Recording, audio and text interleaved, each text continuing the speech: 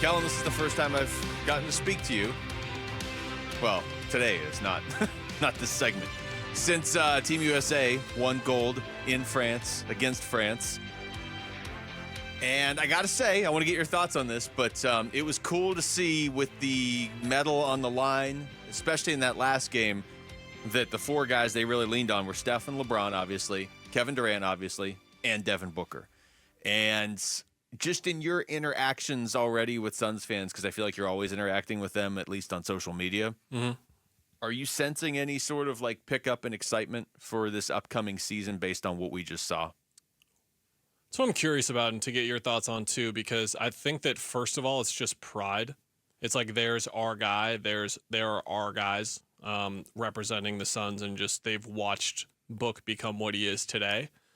So to see him sway some people, win some people over, I don't really find that stuff that interesting anyway in the first place, but a lot of fans do care about what people with voices are saying about their guys. So to see a lot of people be like, oh, wow, I didn't know Devin Booker could do this, or I wasn't a Devin Booker fan before this, but now I am.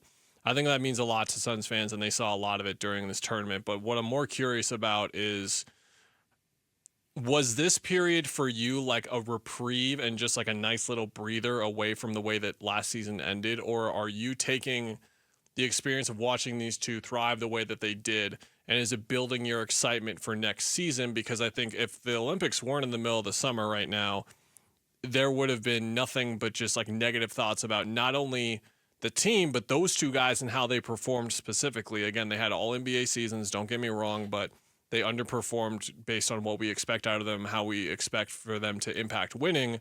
But now they get this surge from the Olympics. Does it give the fan base a surge? I think it might. What do you think? Yeah, I think, look, if it was just this and it was the exact same thing, you know, there was no changes made this offseason, then I think it would wear off. But when you couple, okay, switch coaches to Mike Budenholzer, you would think he's going to be a better fit, certainly offensively, than Frank Vogel was.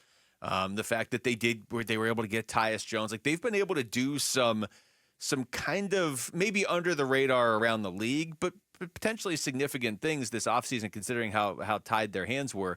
And so I think if you're a fan and you get to see, like, it's just good to go see Devin Booker win something significant. It's good to go see Kevin Durant play with that emotion and win something significant. And it was so much cooler because they were right at the heart of it.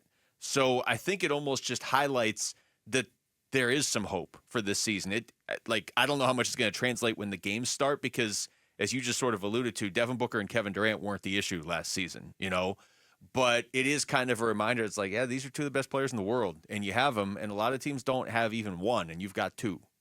Well, and a reminder of what they're capable of, and that's why I just don't buy the argument that Book was never going to be in, maybe not in his best position to succeed, but I fully believed that he was going to be able to do the point guard thing last year, and it did not work. I don't think it didn't work specifically for him, but it didn't work for the team as a whole. But this guy's been adaptable over the entire course of his career, and the Olympics have been the perfect example of that and what he's seen.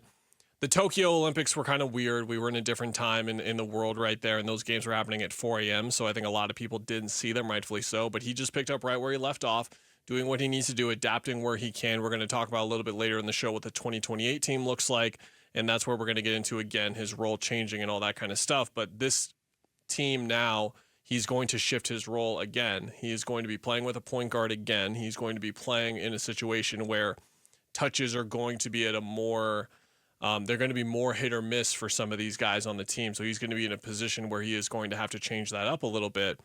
And I think he's fully capable of doing it and showed it in these games. And the number one thing that this team is going to have to do next year is defend at a below average level. And that doesn't sound like asking for a lot, but if this team is a bottom five defense, which on paper they have the potential to be, then they're going to have to be one of the 2 or 3 best offensive teams in the league, or they're not going to make the playoffs. Can you be tolerable defensively like you were last year? But think about the second half of that Serbia game, and think about how Kevin Durant was picking up full court and forcing turnovers. Think about the way Book defended all tournament, how Kevin Durant defended all tournament. Those guys are capable. They are incredibly capable defensively. This is the year, even more than last year, where all 3 of those guys in the big 3 have to defend at their best level for this team to have a shot. Yeah, that's a good point, because it just sort of makes what happened against Minnesota even that much stranger. I mean, Minnesota's a good team, and they were clearly the better team in that series. But it's like when you've got Durant and Booker, you know those guys are capable and most likely will step up in a big game. Like you just said it, Kevin Durant's out there picking up defense all the way across the court in the final quarter of that game against Serbia because they had to do it, and he's good at it when he has to do it. And a lot of this year, he was covering the other team's best players throughout the season.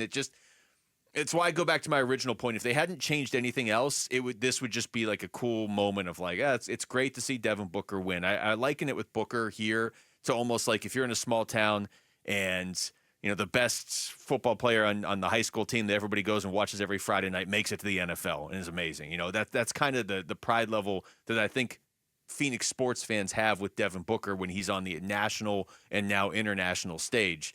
But if it was just that and no changes, then it would just be like, yeah, these two are going to be amazing again this year and they're not going to win anything. The fact that they've tried to address depth and maybe do something different with point guard and Mike Budenholzer might be able to make a difference. I think it's legitimate excitement if you want to carry it from this into next season. Yeah, I think this is just a gigantic year for Book in general because this is the first year in his career I saw him regress as a player, in my opinion, just my opinion. But I thought he regressed last year, and I think that he's heading into a year this season where he has to prove that he is that guy again, that he is a guy who on any given night can look like a borderline top 5 player. Why do you think he regressed? Like, what do you think caused it? The situation, just everything that was going wrong with the team, the dynamics between the team and everything that we see this when everything is functioning well in a team environment, like on Team USA, for example, like it was, he is going to play his best when everything is gelling and everything is coming together in a cohesive way. There were so many things wrong with last year that it's going to affect everyone, but particularly him because he's always been a rhythm-based player. That's always how it's going to work for him. But I think that this year is just huge for him because we are about to see this team transition. I don't know how much longer Kevin Durant is going to be on the Phoenix Suns. Is he going to be on the Suns for 2 more years? Is he going to be on the Suns for 3 or 4 more years? The bottom line is that he is in his mid-30s. Late 30s are coming up soon.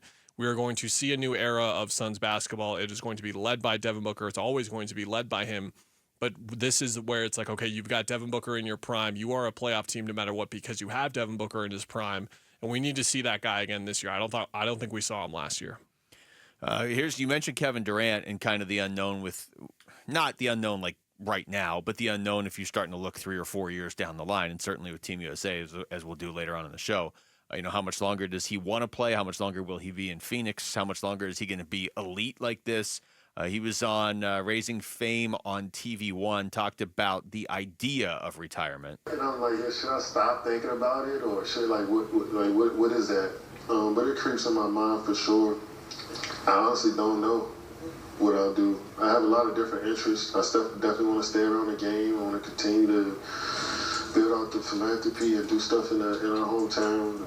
Work with my mom and my aunt more. That'd be fun. Mm-hmm. But I truly just want to hang out and see what happens. We built up a lot over these last 16 or 17 years that could kind of sustain for a while after I'm done playing. So, I could get the space in the room to see what I actually want to do when I'm done playing ball. Because that's going to be a huge transition. Mm-hmm. Been at this since I was 8.